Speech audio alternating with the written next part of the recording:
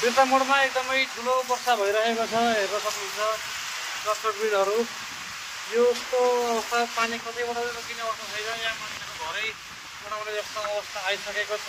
देख्दै हुन्छ तपाईँहरूले, सबैजनाले हेर्नुहोला। यस्तो छ अहिलेको हालको अवस्था। पानी हावा हुँदाखेरि गड्याङ गडुङ यस्तो छ। यो गड्याङ गडुङ एकदम धेरै छ। मौसम शीतल भए पनि डरमर्दो अवस्था भएको छ।